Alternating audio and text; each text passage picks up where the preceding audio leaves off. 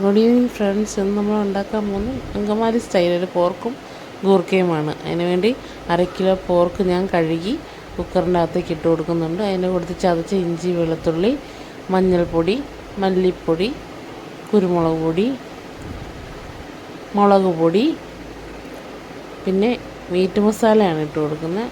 ഇത്രയായിട്ട് ഞാനൊന്ന് നന്നായിട്ട് തിരുമ്മി കൊടുക്കുന്നുണ്ട്. അതിനുശേഷം അതിനകത്തേക്ക് ഇത്തിരി ഉപ്പ്, പാകത്തിന് ഉപ്പ് ചേർത്ത് കൊടുത്ത് വെക്കുക. പോർക്കിൻ്റെ അകത്ത് നമ്മൾ വെള്ളം ഒഴിച്ച് വെക്കേണ്ട ആവശ്യമില്ല. അതിൻ്റെ അകത്ത് വെള്ളം നമ്മൾ ആവി കയറുമ്പോഴത്തേനും വെള്ളം വരും. ഞാൻ കുക്കറിൻ്റെ അകത്ത് നന്നായിട്ട് വേവിച്ചെടുത്ത് വെച്ചിട്ടുണ്ട് പോർക്ക്. അത് നന്നായിട്ട് കുക്കായതിന് ശേഷം കൂർക്ക ചിരണ്ടി കഷ്ണങ്ങളാക്കി വെച്ചതുകൊണ്ട് അത് ഞാൻ ഇതിൻ്റെ കൂട്ടത്തിലിട്ട് ഒരു വിസിലൂടെ അടിച്ചതിന് ശേഷം നമ്മൾ ബാക്കി പരിപാടിയിലേക്ക് പോകുന്നു. അതിന് മുമ്പ് ഞാനൊരു കഷ്ണം 2 സവോള അരിഞ്ഞതും കുറച്ച് തേങ്ങാക്കൊത്തും എടുത്ത് വെച്ചിട്ടുണ്ട്. കുക്കറൊന്ന് ആവി വന്നോട്ടെ. ഒരു വിസിൽ വന്നാൽ മതി. ഒറ്റ വിസിലടിച്ചതിന് ശേഷം നമുക്ക് കുക്കർ ഓഫ് ചെയ്ത് അതിൻ്റെ പ്രഷർ പോകുന്നത് വരെ വെയിറ്റ് ചെയ്യാം. എത്രമാത്രം ഇത് നന്നായിട്ടുണ്ടെന്ന് നിങ്ങൾ ചെയ്ത് നോക്കുക കേട്ടോ. എന്ന് വെച്ചാൽ അങ്കമാലി സൈഡിലോട്ടുള്ളവരുണ്ടാക്കുന്ന അത്ര പെർഫെക്ഷനൊന്നും ഉണ്ടായിട്ടുണ്ടില്ല. എന്നാലും ഞാനെൻ്റെ ഒരു ഐഡിയ വെച്ച് ഉണ്ടാക്കി നോക്കാമെന്ന് വിചാരിച്ചു. ഇത് മൺചട്ടിക്കകത്താണ് ഞാൻ വെക്കുന്നത്. അതിൻ്റെ അതൊരു ചട്ടി ചൂടായപ്പോൾ എണ്ണ ഒഴിച്ച് കൊടുത്തു.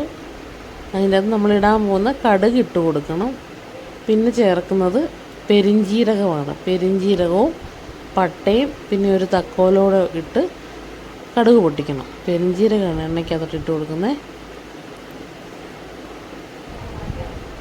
അങ്കമാലി ഭാഗത്തേക്കൊക്കെ ചെന്ന് കഴിഞ്ഞാൽ കല്യാണത്തലേന്ന് ഈ കറി കാണാം.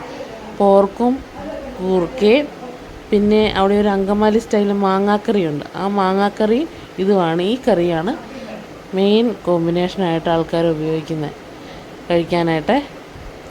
നമുക്കൊന്ന് ട്രൈ ചെയ്ത് നോക്കാം. പൊട്ടിയ ശേഷം അതിനകത്ത് ഇഞ്ചി, ഉള്ളി, വെളുത്തുള്ളി ചതച്ചത് ഇട്ട് കൊടുത്തു. ഞാൻ മിക്സിയുടെ ജാറിൻ്റെ അകത്തിട്ട് ഇട്ട് കൊടുത്ത് അതിന് ശേഷം ഞാൻ അരിഞ്ഞ് വെച്ചേക്കുന്ന ചെറുതായിട്ട് അരിഞ്ഞ് വെച്ച് തേങ്ങാക്കൊത്തിട്ട് കൊടുത്തു. അതൊരു ചെറിയൊരു കളറ് മാറിയില്ല. ഒന്ന് ചൂടായതിന് ശേഷം സവോള ഇട്ട് കൊടുത്തു. 2 സവോള അരിഞ്ഞ് വെച്ചിട്ടുണ്ട്. അത് ഇതിനകത്തോട്ട് ചേർത്ത് കൊടുത്തു.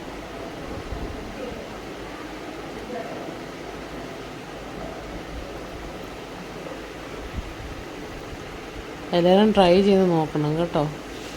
നമ്മൾ കോട്ടയത്തേക്കൊന്നും ഈ കറി അധികം വെച്ച് നമ്മൾ കണ്ടിട്ടില്ല. പക്ഷേ എല്ലാം നമ്മളൊന്ന് പരീക്ഷിച്ച് നോക്കണ്ടേ. ഇത് ഞാൻ അങ്കമാലി മാങ്ങാക്കറി ഞാൻ ഇതിന് മുമ്പ് ഒരിക്കൽ ഉണ്ടാക്കിയിട്ടുണ്ട്. അത് എന്തായാലും വിജയിച്ചിട്ടുണ്ട്. അടിപൊളിയായിരുന്നു. കഴിച്ചവരൊക്കെ നല്ല അഭിപ്രായം പറഞ്ഞായിരുന്നു.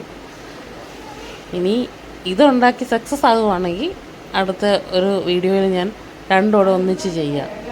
അങ്കമാലി സ്റ്റൈൽ മാങ്ങാക്കറിയും പോർക്കും കൂർക്കയും. എല്ലാവരും ഒന്ന് ട്രൈ ചെയ്ത് നോക്കണം കേട്ടോ. എന്നിട്ട് അഭിപ്രായം കമൻറ്റ് ബോക്സിൽ മെൻഷൻ ചെയ്യണേ. നല്ല ഡ്രൈ ആയിട്ടിരിപ്പുണ്ട്.